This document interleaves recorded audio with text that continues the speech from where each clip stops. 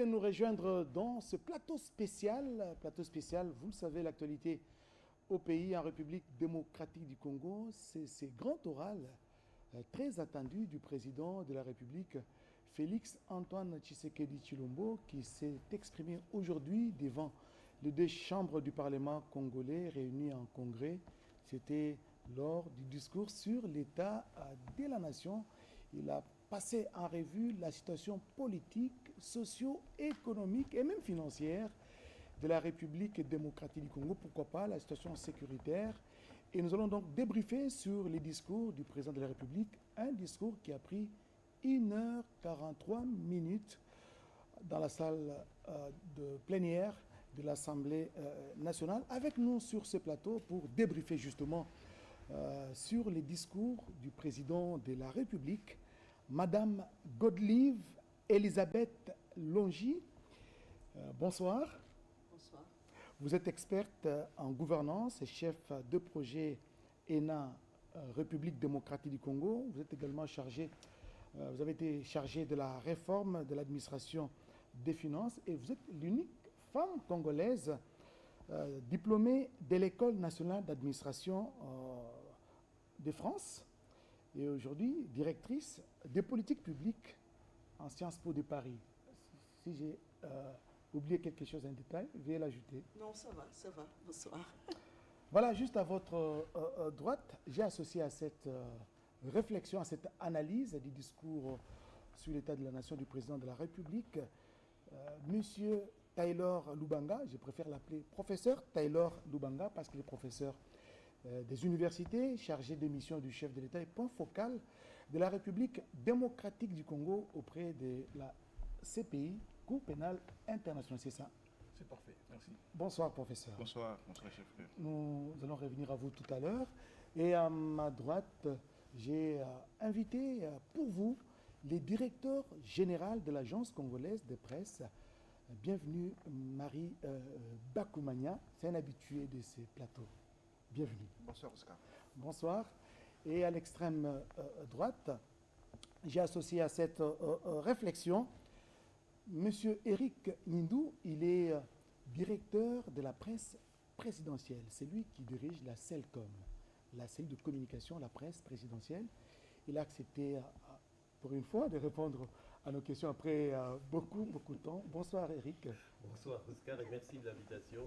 Bonsoir aussi à vos téléspectateurs et à tous les orateurs de ce plateau. Merci beaucoup. Et souvent il parle peu, mais je sais qu'aujourd'hui il sera avec nous. Madame Godelive Elisabeth Longi, je commence par vous. Vous avez suivi les discours du président de la République. Il a abordé beaucoup de sujets liés à la vie de la nation. C'est vraiment un discours entre guillemets bilan de l'exercice 2024. Il a pris ses fonctions le 20 janvier 2024 au stade de martyrs de la Pentecôte. Il a peint un tableau reluisant, je ne vais pas dire peu reluisant, sur plusieurs secteurs parce que les lignes sont en train de bouger. Vous avez les mêmes avis. Est-ce que vous partagez ces mêmes avis?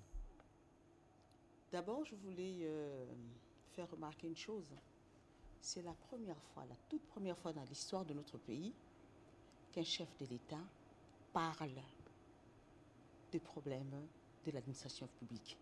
Nous, fonctionnaires de l'État, nous sommes très honorés parce qu'il nous a remis au centre du débat, il nous a remis à notre place et il a reconnu notre valeur. Lui, le chef de l'État de la République démocratique du Congo. Pour ça, en tout cas, je peux vous dire que tous les fonctionnaires se sont réjouis de voir que la fonction publique de demain est prise en compte. Elle est portée au plus haut niveau de la nation par le chef de l'État. Il a parlé de beaucoup d'autres choses, questions économiques, questions de transformations que nous allons vivre les jours qui vont venir. Là, c'était pas seulement un discours bilan, mais un discours qui nous a projeté dans l'avenir. Nous voyons que nous marchons dans la modernité, nous marchons dans la transformation de la RDC et dans son évolution. Et nous allons y revenir parce que je sais, vous êtes dans votre ADN pratiquement, la réforme de l'administration publique. Professeur Taylor Lubanga, peut-être nous expliquer un peu les fondements juridiques, la justification justement de cette prise de parole du président de la République qui n'appelle même pas des débats. Merci beaucoup, Dr Oscar, pour la parole. Je voudrais ici, au complément de ce que venait de dire Madame, reconnaître toutes les qualités oratoires, la vision éclairée. Aujourd'hui, qui n'appelle aucun débat, autant son discours lui-même, parce que le président de la République a su montrer aux Congolais qu'il est chef de l'État, qu'il comprend les enjeux de la gouvernance, que son action est dans les cadres de piliers qui ont été admis par les parlements en juin dernier. Vous voulez parler des 6 engagements? Les 6 engagements du président de la République ont été les cadres conducteurs de ces actions au cours de la première année du quinquennat. Quel est le fondement juridique? Le fondement est plutôt constitutionnel. C'est que lorsque vous lisez l'article 77 de la Constitution, il est dit que le président de la République s'adresse à la nation. De quelle manière? Par des messages qu'il fait lire ou qu'il les lit, mais qui n'appellent aucun débat. C'est dire que les constitutions a imposé un devoir de redevabilité à la gouvernance supérieure du pays, en disant, nous vous confions le pouvoir, mais vous devez nous dire ce que vous faites. Et ce, année par année. Et le chef de l'État, lors du quinquennat dernier, n'a pas fait lire les messages. Il a lui-même accepté cette obligation de redevabilité personnelle verbale, en disant aux Congolais ce qu'il a pu faire, ce qu'il n'a pas pu faire, et pourquoi il ne l'a pas fait. Alors aujourd'hui, plus qu'un fondement juridique de ces discours, nous sommes là en face des missionnaires du peuple, donc des dieux, pour les peuples. Pourquoi? Parce que le président nous dit, en dépit de secousses internationales, donc mondiales, le Congo est un exemple aujourd'hui accepté à travers le monde. Il nous dit, mais je n'ai pas pu faire ça, j'ai pu faire ceci. Je prends un exemple simple. Le débat, il va peut-être nous y amener. Allez-y, allez-y. Il dit, par exemple, le franc congolais a perdu son pouvoir d'achat de 4,2%. Mais il dit, mais malgré cette perte du pouvoir d'achat, nous avons tenu le cap en stabilisant les francs congolais aujourd'hui. Et nous avons des réalisations qu'il a données, hein, notamment les produits pétroliers qui sont à la base de ce qu'on a connu comme inflation. Mais c'est maîtrisé. Pourquoi? Parce qu'il dit, je n'ai pas pu, mais voilà ce que j'ai pu faire. Depuis bientôt... Là, il a parlé de la réduction du prix des carburants. Depuis bientôt maintenant 6 mois, le dollar est stabilisé. Nos réserves de change ont atteint plus de 6 milliards de dollars. Et je voudrais bien que les Congolais sachent, quand on dit réserve de change, ça veut dire quoi? Ça veut dire des sommes d'argent en espèces gardées en dehors du pays et produisant des intérêts. Parce que la notion de réserve de change, les gens ne la connaissent pas, la prennent comme de réserve dans une banque. C'est un matelas financier. C'est des matelas pour qui ne sont pas au pays. monnaie. C'est pourquoi on appelle les réserves, parce que ce sont des sommes qui sont gardées dans une banque et qui produisent des intérêts. Il faut être Tshisekedi pour avoir... Professeur Taylor, je vais revenir à vous. Vous commencez à broder les chiffres et je connais quelqu'un parmi nous qui est friand des chiffres. C'est le directeur général de l'agence congolaise de presse. Bienvenue Marie Bakoumania. Le chef de l'État s'est étendu longuement sur les chiffres. Il a parlé des 38 000 km des routes des dessertes agricoles à réhabiliter ou réhabiliter. Il a parlé de 11 000 encore kilomètres de routes. Il veut relier le pays par voie de communication. Vous savez, souvent cet exercice est difficile pour un chef d'État d'ouvrir les livres. Et le président Tshisekedi a ouvert les livres pour sortir les chiffres. Et les chiffres, c'est difficile parce que chacun a la possibilité d'aller les vérifier. Et moi, je pense que les chiffres expriment mieux la situation de la gouvernance que les paroles. Et là, le président s'est hasardé dans cette voie. Et heureusement pour lui, il s'en est sorti parce qu'il a donné des chiffres vérifiables, des chiffres qu'on peut... Et le professeur a bien fait déjà de citer par exemple les réserves internationales, 6,6 milliards de dollars. Les réserves d'échange. Les réserves internationales, 6,6 milliards de dollars, c'est 14 mois d'importation. C'est énorme. C'est pas 14 semaines. 14 semaines, excusez-moi. C'est énorme parce que dans ce pays, on naviguait autour de 2 semaines, 3 semaines d'importation. Et cela mettait une pression énorme sur l'économie. Il y avait la surchauffe sur le marché de change. Il y avait toutes sortes de surchauffes parce que simplement, il y avait cette psychose d'être en rupture des stocks. Et aujourd'hui, on peut dire que le pays est plus ou moins à l'aise sur ce plan-là, et un taux de croissance de 6% qui est projeté, au-delà de la moyenne africaine. Je pense qu'il y avait des chiffres intéressants et pour lesquels moi je reviendrai régulièrement.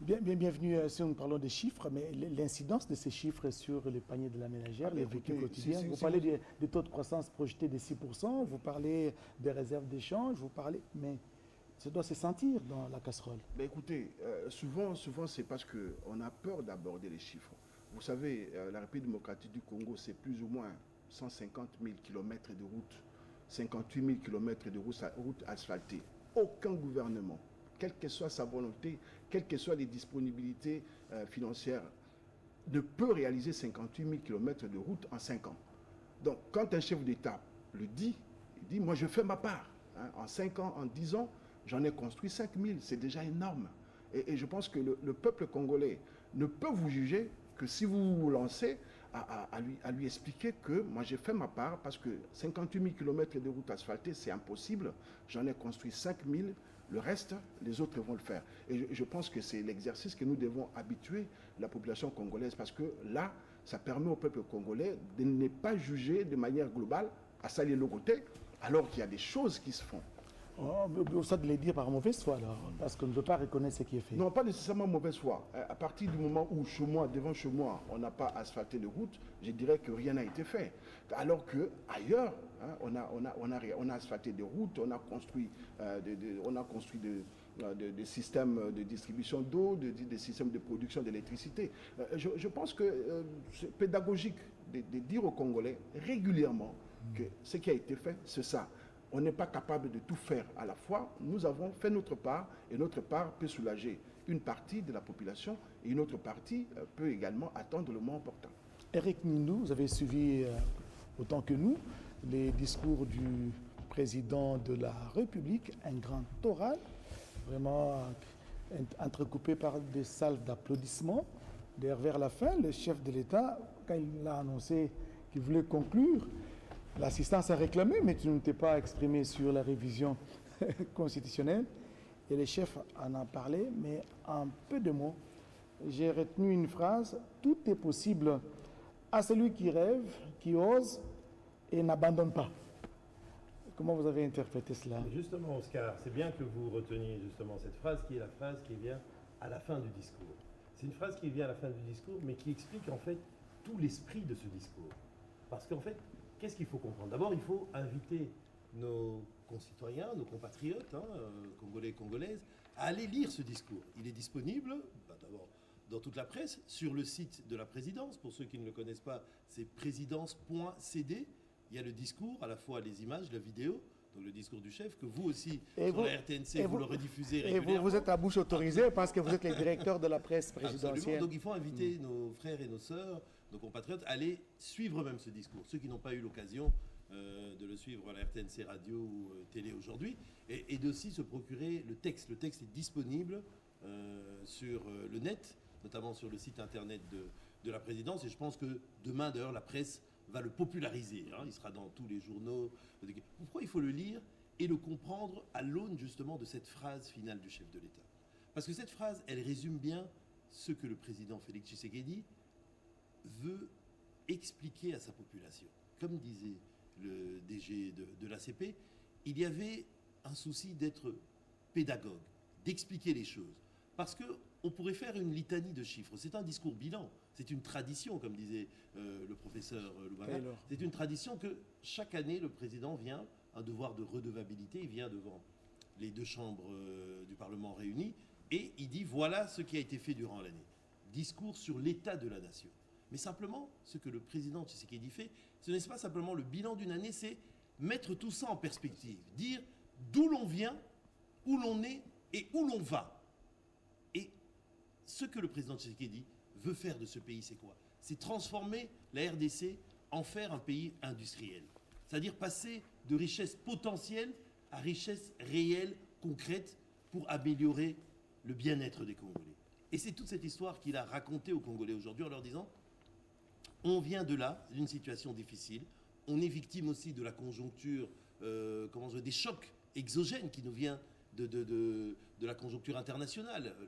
La guerre au Moyen-Orient, ça fait augmenter le prix du la pétrole. guerre en Ukraine, La guerre en Ukraine, ça fait augmenter, bon, en moins peut-être au Congo, le prix du blé et tout ça. Mais ça nous oblige... Nous avons l'alternative du manioc. Hein. Voilà, exactement. Mais il en a parlé aussi, parce qu'il a parlé notamment de la recherche scientifique qui fait beaucoup de progrès dans ce domaine. Mais en fait, il dit que malgré tous les défis que nous devons relever, le Congolais est résilient.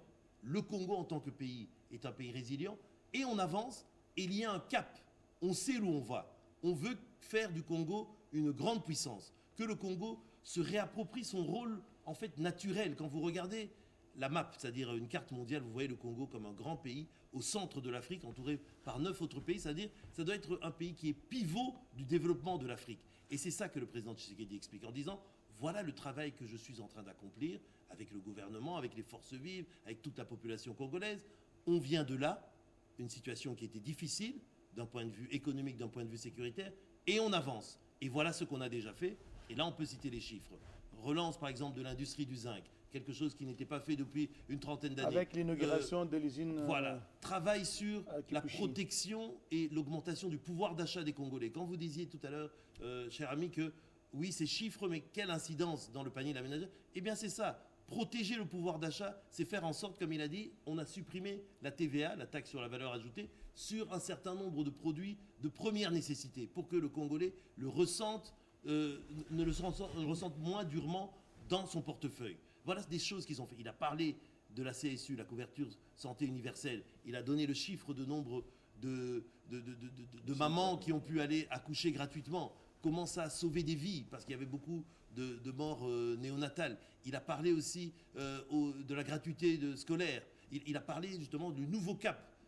On a remis les fondations lors du premier mandat, c'est-à-dire on a construit des infrastructures, on a remis en selle justement assainissement de la fonction publique. Oui. Maintenant, le second cap, ça sera créer des richesses et transformer une industrie de transformation. Merci Eric. Notamment important, je termine sur un mot. Rapidement. Vous avez vu, il a vraiment insisté sur un domaine, celui de l'agriculture.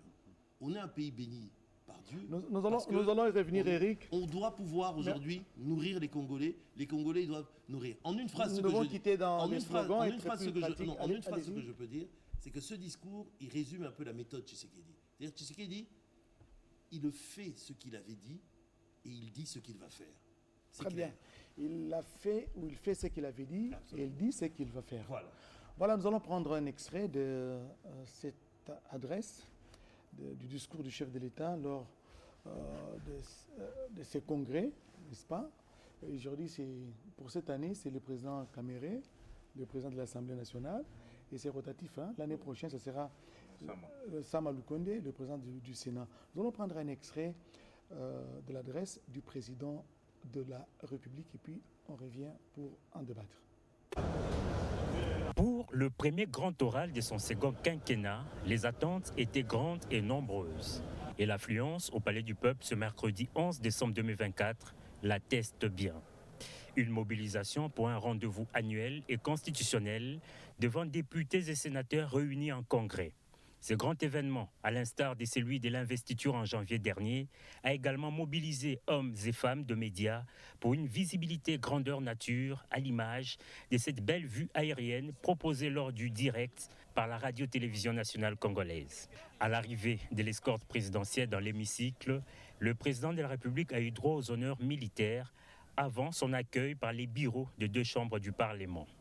Très ovationné lors de son entrée dans la salle de congrès, le chef de l'État vient faire une sorte de bilan de ses actions en 2024.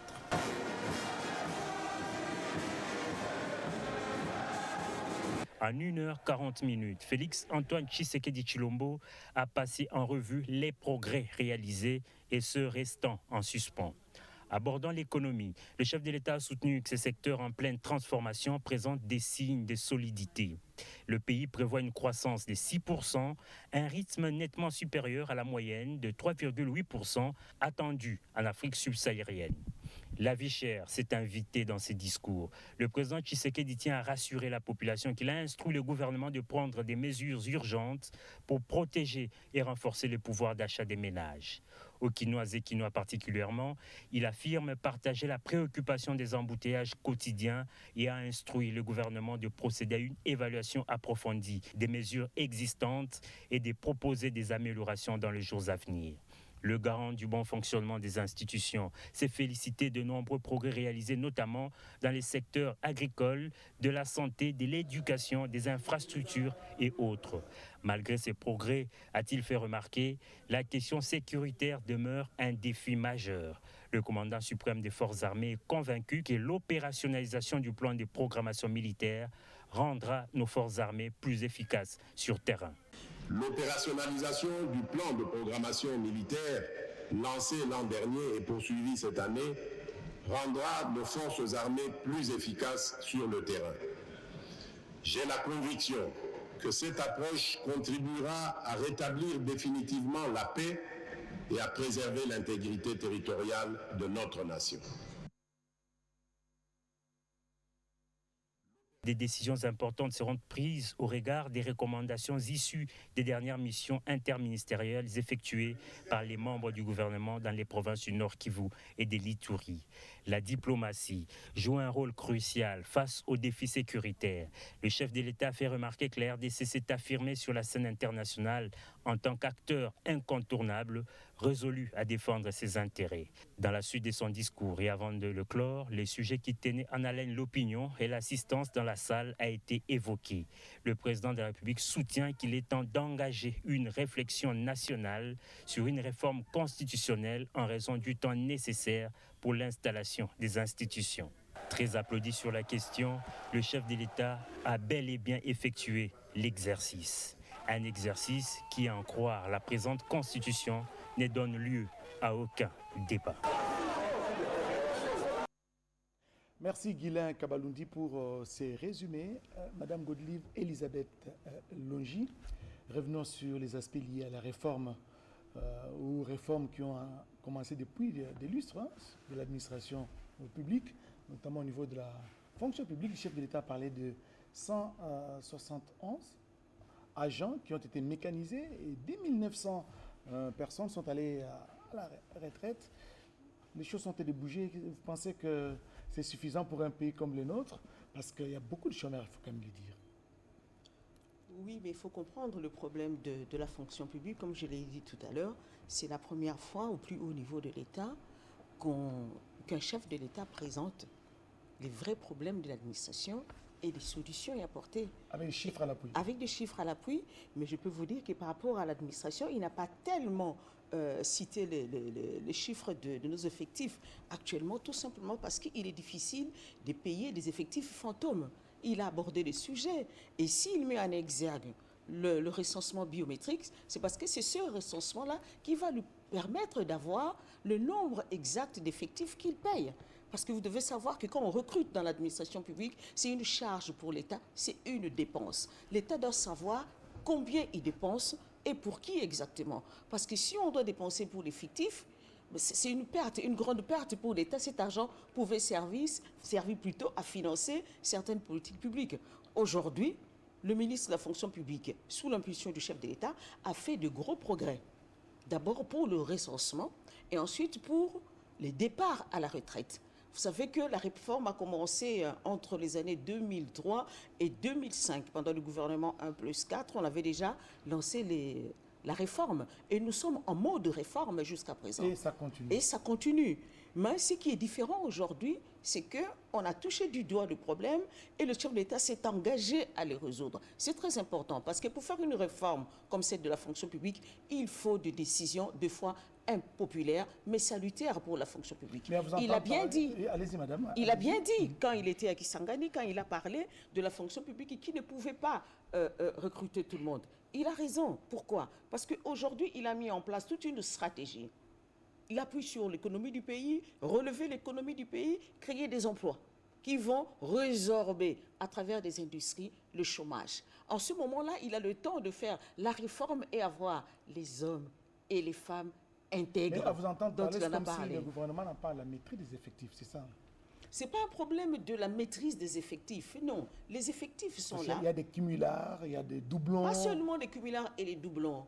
Tous les gouvernements qui se sont succédés depuis 73, s'il vous plaît. Depuis 73. En fait, le chef de l'État hérite aujourd'hui d'une administration qui est gangrénée par certains mots qui datent du militantisme de 1973. Quand on a introduit le militantisme dans la fonction publique, c'est là que la fonction publique a commencé à dégringoler. Vous voulez dire que les partis politiques amènent des agents qu'on engage quand on parle de militantisme? On a hautement politisé l'administration et c'est à partir de 91, 92, 93, avec le pillage, que carrément la fonction publique a cessé d'exister et il est devenu en fait le seul employeur en RDC. C'est comme ça qu'aujourd'hui, encore aujourd'hui, on pense que là où il faut aller, c'est dans la fonction publique. Parce qu'à partir de 93, il n'y avait plus d'industrie, il n'y avait plus d'entreprises pour recruter. Avant, il y avait plus d'emplois, plus d'employeurs que l'État congolais, et l'État pouvait se consacrer à la fonction publique. Et à partir de 93, c'est là qu'on a tué un tout petit peu l'administration. Et toutes les réformes qu'on a mises en place ont eu des problèmes d'abord de maîtrise des effectifs, du recensement, de la paye, parce qu'aujourd'hui, beaucoup de gens ne connaissent pas la fonction publique. Quand on parle de fonction publique, on voit directement les grèves. On voit Moody. Ben oui, et on vous parle la place Golgotha, de la place mythique Golgotha. On vous parle de la corruption. Attention, aujourd'hui, la corruption dans la fonction publique, c'est un réflexe de survie. Pourquoi? Parce qu'on ne sait pas qui on paye. Et la thérapeutique pour le président de la République, il l'a souligné dans son discours, c'est l'assainissement du fichier. Il a raison de penser d'abord à l'assainissement. Quand on a assaini le fichier, ce que le chef de l'État sait, il a combien de fonctionnaires qui font quoi dans la fonction publique. Et à partir de là, on peut revoir maintenant la politique salariale. On ne peut pas continuer à payer ou mettre sur la table la politique salariale quand on ne sait pas qui on va payer et combien on va le payer. Il est vrai que le salaire est modique. Il est vrai que les fonctionnaires traversent beaucoup de problèmes, mais il ne faut pas oublier que ce sont les Aztèques, les fonctionnaires. Ce sont les prêtres de l'intérêt général. Donc, ils doivent continuer à travailler. C'est comme ça qu'ils travaillent. Mais ce n'est pas une raison pour les abandonner. C'est pourquoi aujourd'hui, les fonctionnaires sont heureux de voir qu'on les a valorisés. Le chef de l'État dit qu'il a besoin pour conduire sa politique, pour conduire sa vision, matérialiser sa vision. Sa vision doit se matérialiser avec un capital humain. D'une administration publique qualifiée. Et c'est très important. Comment voulez-vous qu'il développe sa politique de l'industrie? Comment voulez-vous qu'il s'occupe de l'assainissement des finances publiques s'il n'a pas les fonctionnaires? En fait, les fonctionnaires, c'est la face visible de la politique du gouvernement. C'est la face visible de l'État. Quand on vous dit que ça ne va pas, ça dit que c'est dans la fonction publique que ça va pas. Merci madame, on va y revenir. Professeur Taylor Lubanga, il y a des sujets tant attendus, mais le chef a abordé ça à la fin. Je veux là parler de plusieurs choses, de plusieurs sujets qu'il a développés dans son discours bilan, mais les sujets tant attendus par la salle, parce qu'à un moment donné, le chef a dit, pour terminer, pour conclure, l'assistance a réclamé ces sujets liés à la révision constitutionnelle. J'ai vu des changements, parce que un professeur comme vous, m'a tiré les oreilles et me disait, mais non, pour la Constitution, on ne peut pas parler de changements parce que on ne peut pas changer totalement une Constitution. Il y a toujours des articles qui sont sauvés. Alors, je voudrais savoir, le président de la République a lancé une réflexion pour la révision de la Constitution. Quelles sont les faiblesses de cette Constitution qui nous a régenté pendant pratiquement 18 ans, la Constitution de 2006, et aujourd'hui, beaucoup de voix se lèvent pour dire que cette Constitution constitue un frein pour le développement de la RDC. Merci pour la question. Je voudrais, fonctionnaire moi-même, dire un mot sur la fonction publique. Je suis professeur d'université, enseignant, chercheur, donc la question m'intéresse également. Je suis très heureux d'être à côté d'une dame qui a de la maîtrise sur la fonction publique. Et je vous dis, madame, au-delà de l'assainissement, il faut penser à une politique salariale nationale. J'avais fait une réflexion au Conseil économique et social pour voir celui-ci mettre en place un alliage des salaires. Ça veut dire des équivalences qui pourraient encourager les gens, sinon beaucoup, à ne pas faire la politique. Parce que les gens considèrent qu'en politique, ils sont mieux payés que dans la fonction publique. Ce qui est Qui bon. est, Le c'est plus qui grand est débouché, bizarre. c'est la politique. Hein. Alors que ça devrait être là-bas, la fonction publique, qu'on pouvait sécuriser la carrière. Parce que la politique carriériste de la fonction publique, elle est celle plane. C'est le cerveau de l'État. La fonction publique, disait un professeur, c'est un cerveau de l'État. Quand on l'a pas, on n'a pas d'État, on n'a pas de mémoire, on n'a rien.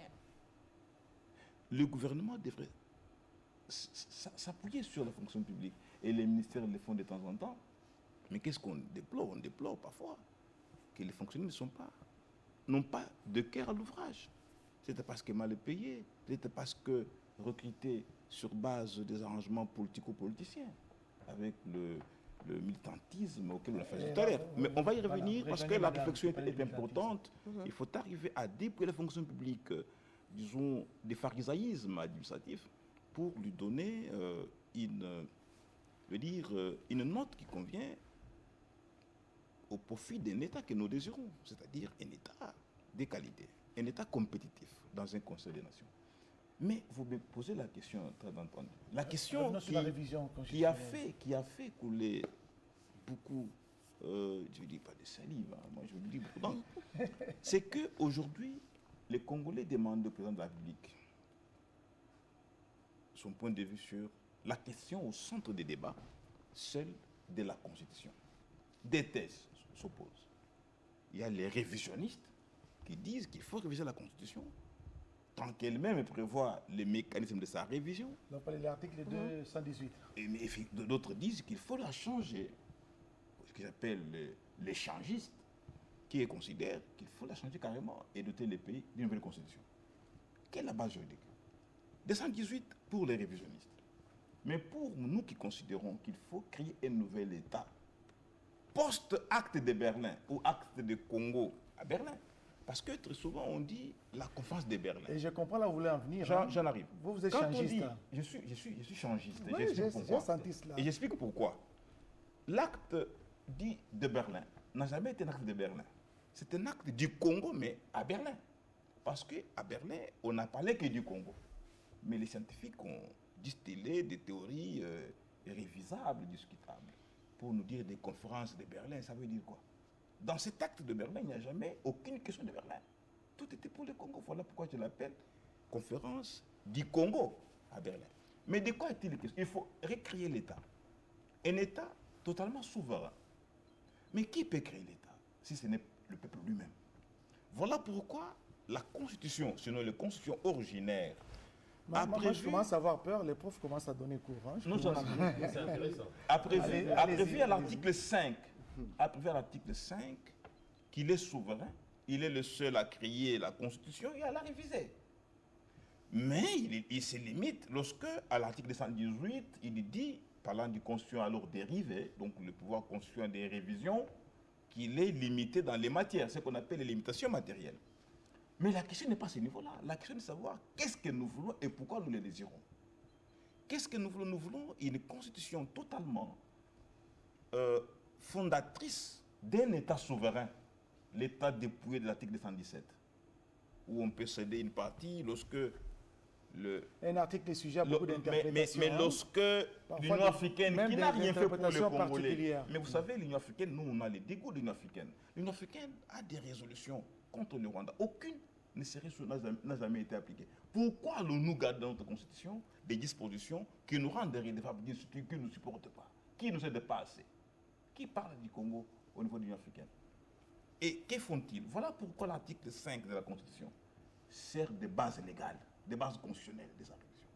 Une constitution peut être révisée par le peuple lui-même, qui le fait directement par voie référendaire ou indirectement par voie de ses représentants.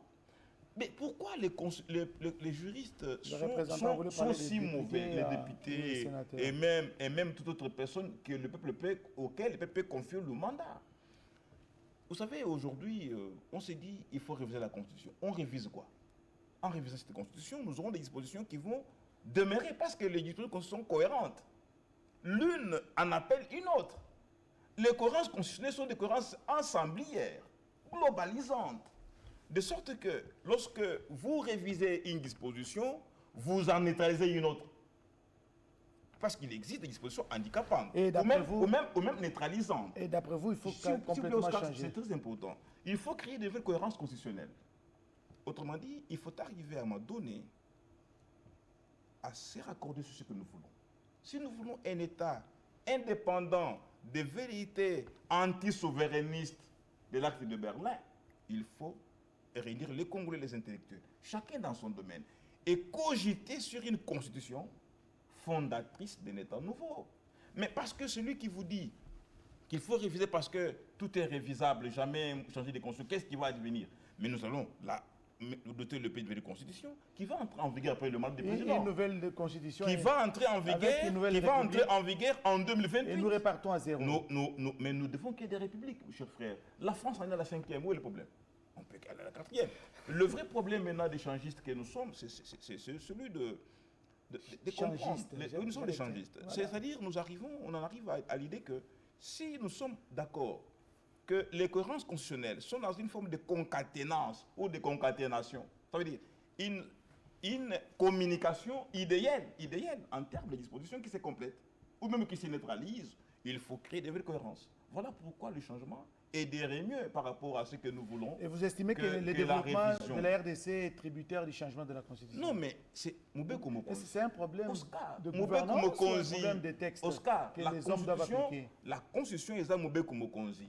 Je voudrais, des choses à venir, organiser un grand débat sur le changement de notre Constitution. Parce que j'ai entendu des collègues, j'ai entendu même de non-juristes se mêler dans ces débats, dire des choses. Des politiciens du soir, j'en ai vu nombreux, qui parlent de la révision constitutionnelle, qui veulent nous donner des leçons. Comme si, mais j'aurais bien voulu, si vous le permettez, lire l'article 5. Permettez-moi, c'est juste un article de 2 minutes. Vraiment, rapidement, parce qu'on doit évoluer. Nous restons dans les discours des chefs. C'est vrai, les chefs en ont parlé. Que les Congolais lisent, mais comme on n'a pas beaucoup de temps, je voudrais donner même la envoyer substance, tout simplement. La substance, oui. c'est tout simplement que la souveraineté populaire. Le peuple est souverain. Il est le seul capable de fonder l'État, capable de doter le pays des textes qu'il désire, soit lui-même, soit par ses représentants. C'est ça le fondement constitutionnel. Parce que j'ai entendu un juriste dire le changement n'est pas dans la Constitution. Il ignore le rôle du peuple. Qui sommes-nous aujourd'hui pour lier les sorts des générations futures? Mais comment croyons-nous, nous, aujourd'hui, être capables, s'il vous plaît, comment pensons-nous aujourd'hui, cette génération, être plus savants pour lier les sorts des générations futures? Qui nous donne cette intelligence, cette prétention? Voilà pourquoi chaque génération a ses problèmes. Et chaque génération peut résoudre ses problèmes en fonction de ce que s'est fait comme l'idée. Et voilà. Le chef de l'État lui-même a dit que... Pour finir cette question, Oscar, je voudrais dire que le changement répond mieux aux désirs des Congolais que la révision. Nous repartons à zéro. Vous avez parlé de la 5e République en France. Pourquoi pas une 4e au Congo? Voilà. Bienvenue, Marie Bakoumania. C'est une question qui divise, entre guillemets, la classe politique. La question, il faut le dire, de la révision ou même du changement, parce que... Mais Oscar, le prof échangiste... Non, juste pour dire ça, je vais laisser la parole après à mon frère, le DG de l'ACP. Et donc, ce que je voulais dire, c'est que ce qui est important, un débat sur cette question de la révision, c'est qu'il faut le décrisper. Ce n'est pas une question taboue. Et c'est ça, c'est vraiment ce que le président a voulu dire. Il l'a redit aujourd'hui dans son discours, mais il l'avait dit récemment quand il est arrivé à Kalemi. Il a dit on doit donner, les Congolais ont le droit, et ils doivent exercer ce droit de pouvoir réfléchir à leur constitution. C'est pour ça qu'il mettra en place, au début 2025, une commission transversale avec des interdisciplinaires, des sociologues, des politologues, des juristes, des journalistes, des prêtres, tout ce que vous voulez, des Congolais qui décident de réfléchir. Il faut réfléchir, c'est-à-dire raisonner et se dire, est-ce que ce texte, comme le dit le professeur Lubanga, ce texte qui nous régit, qui régit notre vie en commun, notre vie en tant qu'État, est-ce que ce texte, il nous convient, oui ou non? Ce n'est pas tabou, il faut que les gens comprennent que ce n'est pas tabou et qu'il faut réfléchir et ne pas avoir le réflexe, excusez-moi du terme, mais le réflexe un petit peu trivial, je vais utiliser ce mot-là, d'une certaine opposition qui directement, quand on parle de constitution, ils se cabrent, ils disent non, il va y avoir une guerre civile. Moi, ça me fait penser, en fait, comme on dit comparaison n'est pas raison, mais c'est aussi absurde de dire ça que de dire que, par exemple, parce qu'il y a ceux qui aiment, par exemple, Vita, ceux qui aiment Imana, alors on doit interdire les matchs Vita-Imana parce que les gens vont se battre. Non, les gens peuvent être passionnés par leur club de football, mais les matchs peuvent se passer. Donc, on peut être passionné sur la question de la révision ou pas de la Constitution, mais on doit pouvoir aborder.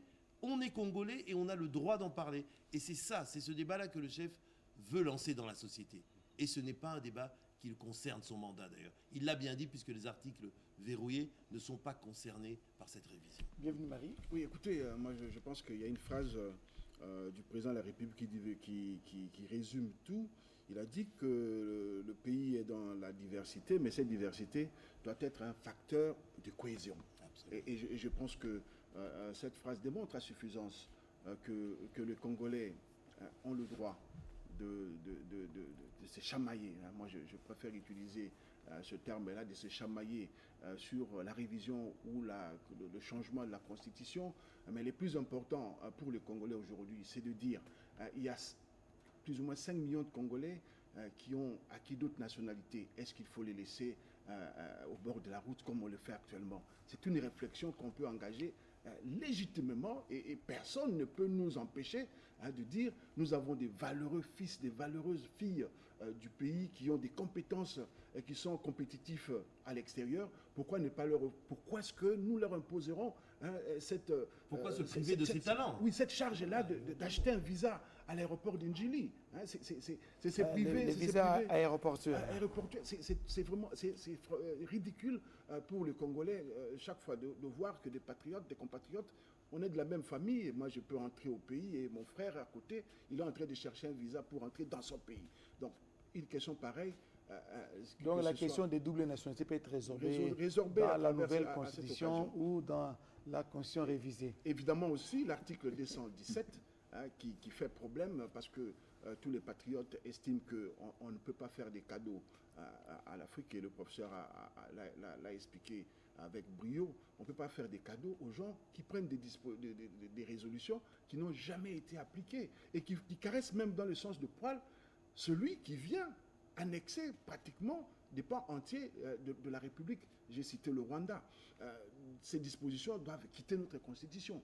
Si ça ne peut pas quitter par voie des révisions, nous passerons à la voie des changements. Et ici, et le président est encore plus clair, je voudrais bien le citer, mais je le cite de mémoire, il dit qu'il faut engager une réflexion nationale. Cette réflexion nationale, ça veut dire que la SENCO, elle va venir donner son point de vue, les journalistes viendront donner leur point de vue. L'opposition républicaine. L'opposition dans son ensemble. Dans son ensemble, on ne peut pas exclure tout Congolais a droit au chapitre. Tous les Congolais, ils ont le droit de donner leur point de vue. Et ce point de vue, dans la diversité évidemment, qui doivent être un facteur plutôt de cohésion. Et les chefs, quand ils disent facteur de cohésion, c'est également facteur de développement. Parce qu'on ne peut pas être en cohésion si on est dans la pauvreté.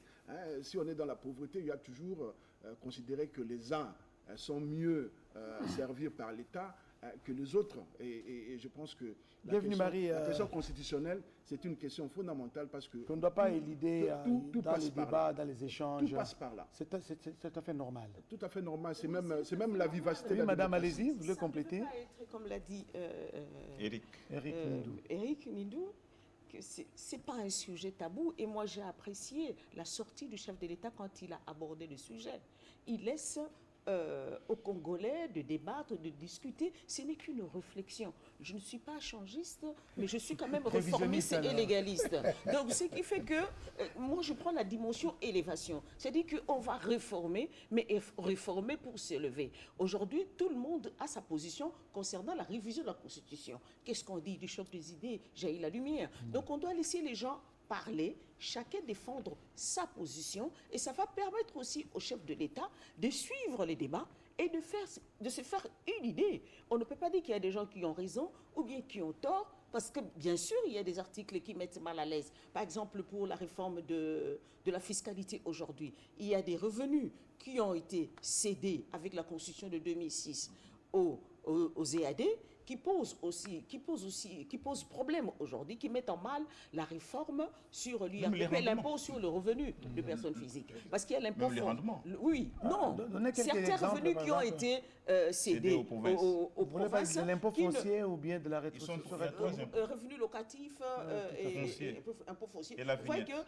que... Non, pas la vignette. Je parle du revenu. Donc, vous voyez que on est dans une réforme de l'impôt global, mais il y a des revenus qui échappent. Là, au moins, on peut trouver une solution sans mettre mal aussi les provinces, parce que les provinces ont besoin de revenus. Là, ce sont des réflexions qu'on doit mener. Il faut des études. Il faut voir ce qui va, ce qui ne va pas. On ne va pas se lancer dans une révision, dans un changement comme les changistes, sans évaluer. Oui, c'est ça, je suis réformiste, je commence par une étude d'impact.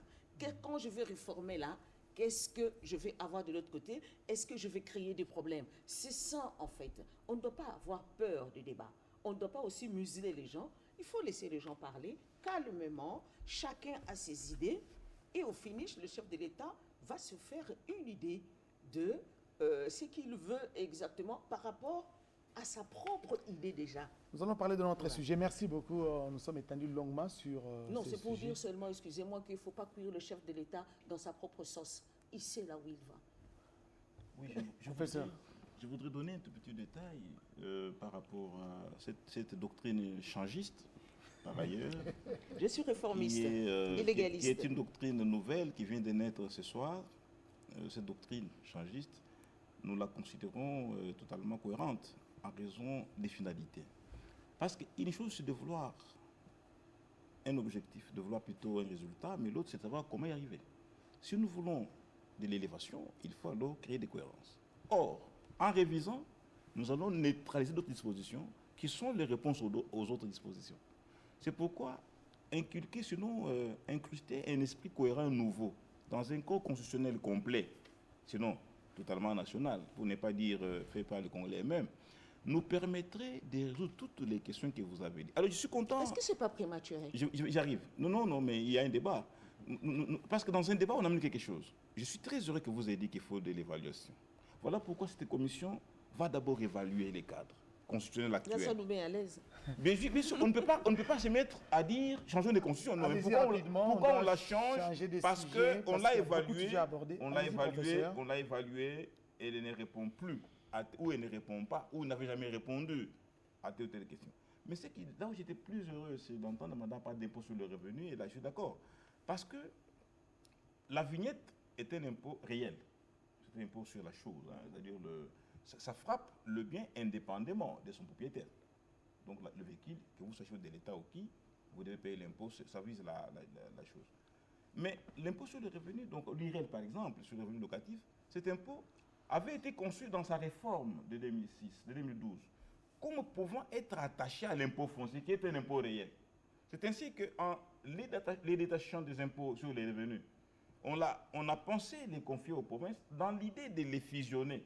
Parce que j'ai été parmi les experts de la fiscalité en 2012 sur ces questions de réforme. Et l'idée était de pouvoir les mettre ensemble en se servant du cadastre foncier. Pour dire qu'on peut davantage dénombrer et même identifier les locataires en se servant des propriétaires des maisons par les cadastres. Et cette collaboration dans notre pays a beaucoup fonctionné. Yes. Et ça a été ça, ce détachement a été jeté par ça. Et pour finir, Oscar, nous voulons refonder l'État. Refonder l'État signifie réfléchir, élaborer un texte cohérent qui permet à notre État de quitter tout ce qu'on décrit aujourd'hui. Comme disait mon professeur Mboyo qui est décédé. Personnel. On ne peut pas aujourd'hui imiter les Français et les Belges dans leur constitution et dans ce qu'ils font. Nous avons nos problèmes. Nous devons réfléchir sur la manière de les gérer en mettant en place des lois authentiquement congolaise. Donc c'est une constitution de l'étranger. Authentiquement. Non, une je ne veux pas ce constitution débat. des belligérants, Je ne veux, comme- non, je n'aime pas le débat. Je n'aimerais pas qu'on nous Revenons voit- sur les discours du je chef n'aimerais pas d'État. qu'on nous Merci. voit- Je suis- on je va- suis- au moment on va opportun, parce que- revenir. Je suis contre Non, cette au moment théorie. opportun, on va en parler parce que nous, Congolais, nous avons tendance chaque fois à nous rabattre sur l'étranger, sur celui qui était là avant. Non, à un moment donné, nous devons vouloir des choses par nous-mêmes. C'est-à-dire que nous voulons nous reviser devons nous assumer, la, c'est ça, nous nous assumer. assumer. Nous voulons reviser la Constitution. Point barre. Merci, Il n'y a pas madame. de justification. Madame Nous Godwin, voulons reviser nous parce allons- que il y a des raisons Madame que nous Godwin, avançons, Elisabeth, qui nous poussent. Voilà. Ce n'est pas qu'il faut rattacher au colon, qu'il faut rattacher toujours cette nostalgie-là, mais on a déjà coupé le cordon mais si c'est la ombilical. vérité, Aujourd'hui- je pense que non, ça poserait un c'est- problème. Oui, On va y revenir. c'est nous notre parlons- constitution. Aujourd'hui, on veut évoluer. Merci, on n'en veut madame. Pourquoi? Pour rendre l'État plus efficace. plus efficace, parce qu'on trouve que Merci, le texte Eric. ne nous rend pas Madame plus efficace. Godwin. Merci, professeur. On va Fedor. reviser. Merci, bienvenue. Je suis heureux. Au moins, on Marie s'entend sur Bakoumania. les limites. Le président de la République a abordé notre sujet dans son discours sur l'état de la nation. C'est notamment celui lié à l'agriculture. L'agriculture qu'il considère comme état un levier de la croissance. Il a fait allusion notamment aux semences qu'il a accordées, aux équipements, au matériel agricole qu'il a mis à la disposition, que le gouvernement a mis à la disposition justement du pays pour relancer cette agriculture. Il a fait aussi une mention spéciale au service national avec ses 5000 hectares. Bienvenue Marie. Écoutez, le travail qu'abat le service national, c'est un travail appréciable. Non seulement il convertit des anciens Koulounas, des bandits, aujourd'hui en bâtisseurs. C'est un travail de grande qualité, c'est un travail qui permet de donner de l'espoir à la jeunesse congolaise. Mais le président, il a parlé des 30 000 sémences qui sont données aux agriculteurs, et il a également parlé de la production animale et halieutique. Et vous savez, il y a des lacs au Congo comme le lac Tanganyika où on trouve des poissons qui meurent de vieillesse. Il y a 750 espèces de poissons. Oui, dans le lac Tanganyika. franchement, et d'ailleurs, il a dit également que 8 bateaux de pêche industrielle étaient arrivés, qu'il restait seulement des problèmes de questions administratives pour que ces bateaux puissent être déployés à la Chopo, au Tanganyika et à Kinshasa. Donc vous vous rendez compte que demain, on peut arriver à un point où les importations, j'ai dit en passant que nous consacrons 2 milliards de dollars pour importer du purdi, des chinchards, des cuisses de poulet et tout ce que vous voulez. Demain, il est possible, et le chef de l'État l'a dit également, il a insisté qu'on peut nourrir non seulement le pays, mais on peut également nourrir des pays voisins de la République démocratique du Congo, puisque le pays est à vocation agricole. Et aussi... Là, c'est dans le cadre de la diversification de l'économie. Là, il en a parlé. Et aussi dans les cadres de la République démocratique du Congo, où on a une jeunesse dynamique. Cette jeunesse ne demande qu'à aller dans le travail de l'agriculture, parce que les mines... des jeunes sont aujourd'hui administrateurs de groupes WhatsApp, ils sont plus dans ces choses-là, alors que aujourd'hui l'agriculture peut permettre aux jeunes de devenir des millionnaires. Hein, aux États-Unis, les grands millionnaires sont parmi les fermiers. Hein, il faut cette culture-là à la jeunesse. Le chef de l'État a également parlé de l'encadrement des éleveurs. Il faut les encadrer, les professionnaliser. Et là, on retrouve dans le budget national la part en 2025. La part qui est bienvenue, on ne va pas tout terminer aujourd'hui. Il y a beaucoup de sujets. C'est bien sûr. Bienvenue, merci. On va terminer. Je pourrais peut-être 30 secondes rapidement. 30 secondes pour dire que les routes et également la réhabilitation, l'aménagement plutôt des voies navigables, 11 432 km de voies navigables permettraient à ce que la production puisse arriver au centre de consommation. Voilà, c'est ce qui nous manque, les voies de communication. La production se fait à l'intérieur du pays, mais comment acheminer tous ces produits vers les centres de consommation? Il n'y a pas de route et le chef de l'État se bat pour réhabiliter les voies de communication. Eric Nindou, nous allons terminer, nous sommes à Kinshasa. Je ne sais pas dans quel coin de la ville vous habitez, mais si vous n'avez pas à quitter avant 5 heures ou avant 6 heures, vous serez coincé dans... À 6 heures juste. Je me reviens à 4h30. Là, c'est Madame Godelive Elisabeth Longy. Oui, Vous réveillez à quelle 4h30. heure? Le chef d'État fait mention des embouteillages.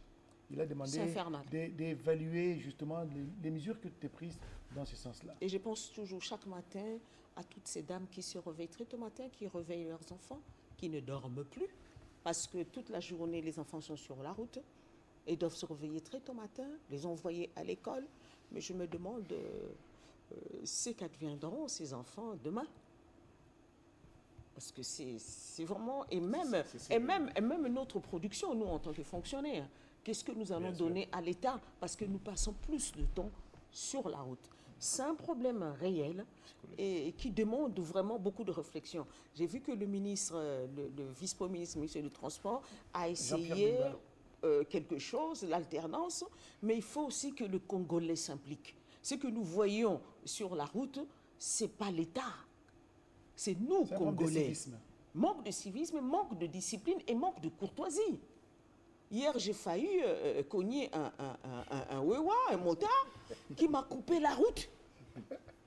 Pour une raison ou une autre. Peut-être qu'en faisant les bandes de motards, qu'on les enlève de la chaussée, voilà, ils vont rester sur la route, mais pas sur la chaussée des 4 roues. C'est très dangereux pour eux et pour nous. Donc, on doit résoudre ce problème de transport parce que ça nous empêche de travailler. Moi, j'amène le travail dans ma voiture. Donc, vous avez votre ordinateur? J'ai mon ordinateur, je travaille et j'ai des problèmes avec mes yeux aujourd'hui parce que je travaille dans le noir avec la lumière de l'ordinateur dans la voiture. Hier, je me suis tapé 3 heures, 4 heures de route. Donc, j'ai pu traiter 3-4 dossiers. Et quand j'arrive à la maison, je ne sais pas m'occuper de ma maison. Et le lendemain, je dois être debout à 4h30. Donc, c'est voir ensemble, nous d'abord, Congolais.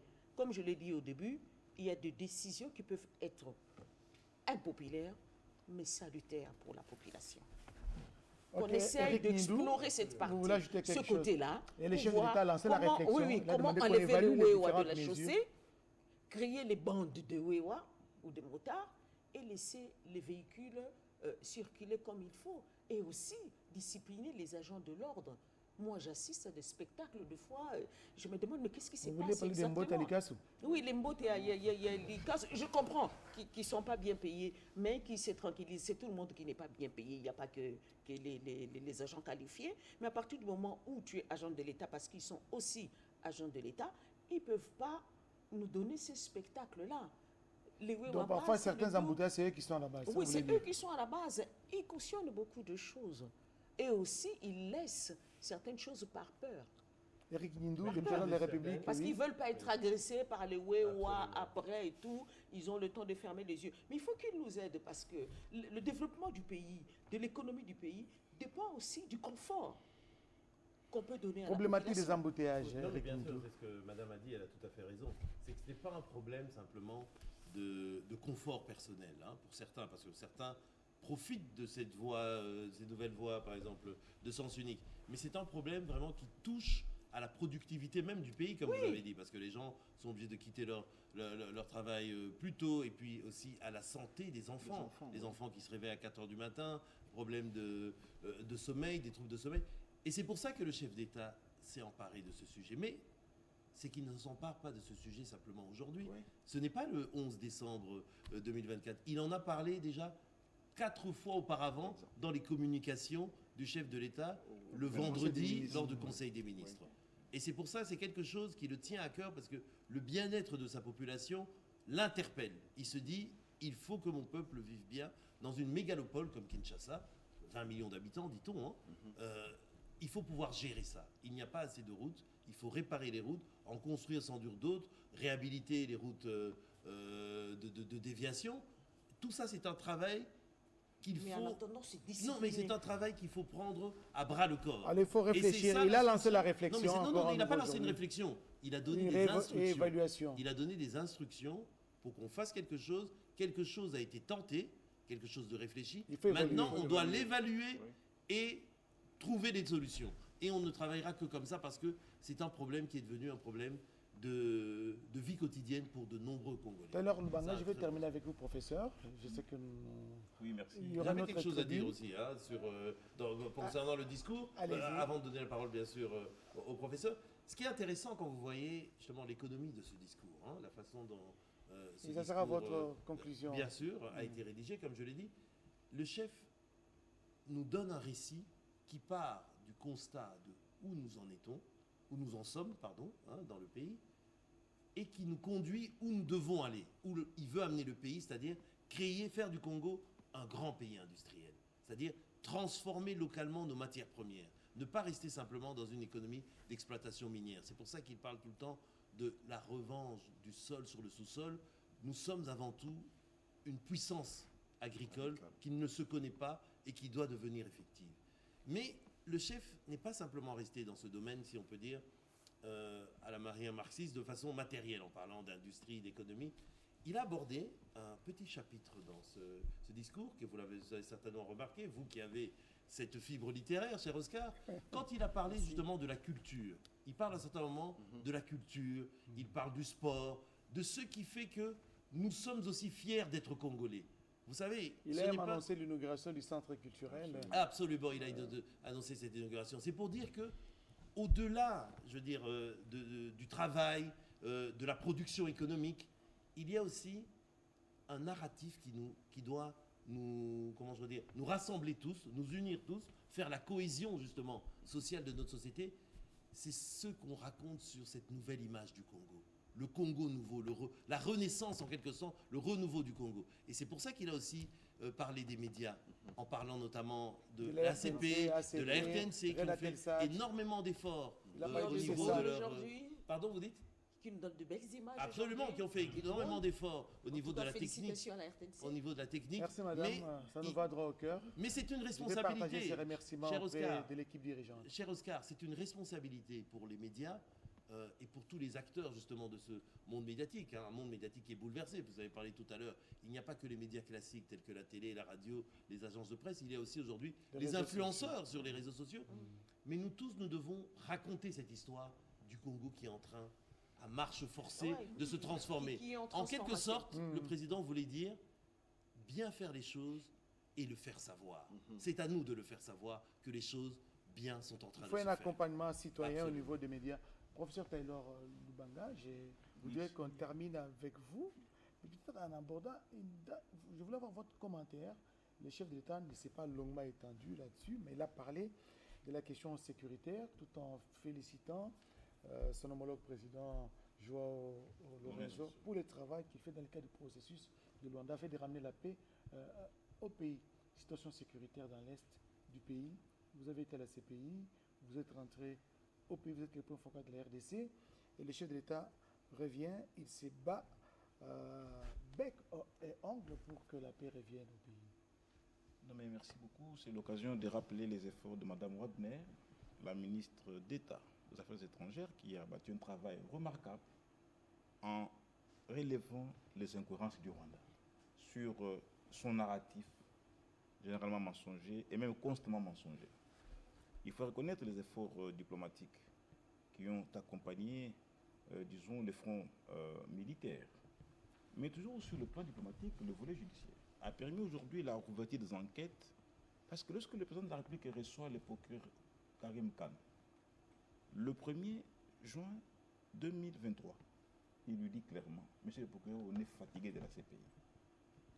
Pourquoi? Parce que nous ne comprenons pas que dans d'autres régions, lorsqu'il y a des petits problèmes, soucis, vous lancez des mandats, mais chez nous, tout ce qu'on vous dit, tous les rapports qui existent, vous les rangez bien dans vos armoires et rien n'est fait. Et là, il me charge d'une mission auprès de la CPI pour pouvoir faire le suivi de cette opération. On en est arrivé le 14 dernier, octobre dernier, à la décision salutaire pour les Congo, la réactivation, la rouverture des enquêtes, pour les crimes commis. Lors de la 32e session. Justement, 23e. La 23e, pardon. Commis à la RDC. Et à la 23e session, lorsque j'ai pris la parole, j'explique également au nom du pays que nous n'allons pas aujourd'hui laisser les criminels continuer à endeuiller nos populations, les enfants en séparation de leur génitaire, et qu'il nous faut vraiment des enquêtes. La Cour a pris la question au sérieux et beaucoup d'avancées sont signalées et je pense que les choses iront très mieux. Alors enfin, vous avez demandé de la défense. La défense, oui, aujourd'hui, la loi de programmation militaire.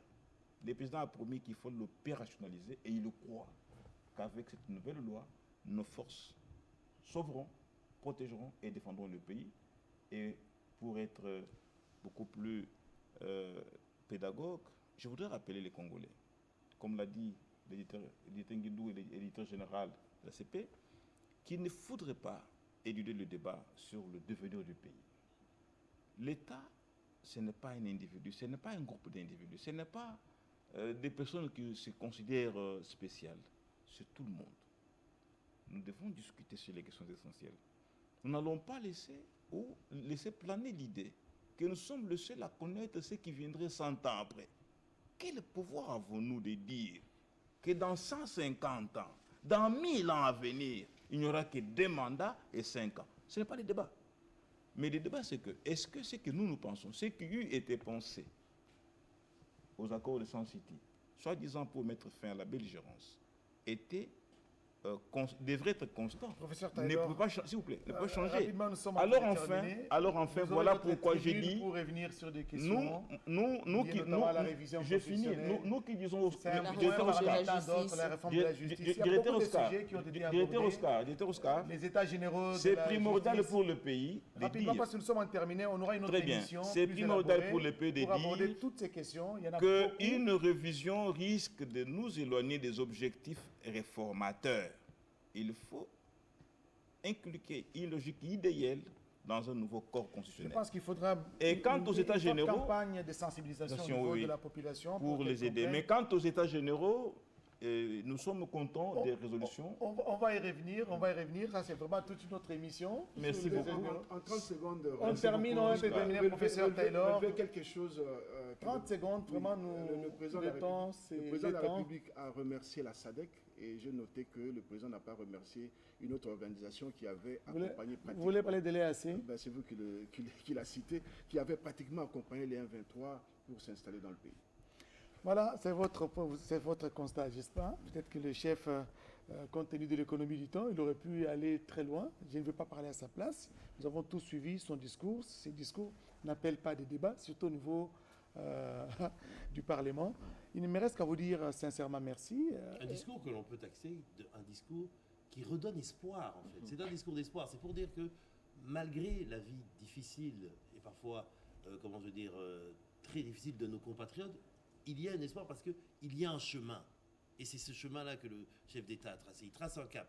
On avance, on va développer ce pays, on va industrialiser ce pays. Des choses sont en train de se faire. C'est parce que souvent, vous voyez, avec la grandeur du pays, quand on construit des routes à Katakakombe, à Aru, quoi, le Quinois ne le sait pas toujours. Katakakombe. Vous voyez, Voilà. c'est pour ça que c'est important, en Dans dressant les ce bilan, Sankoro. il donne le nombre de kilomètres de routes qui sont construits, le nombre, par exemple, on était impressionné d'entendre le nombre de centrales solaires qui vont être construites.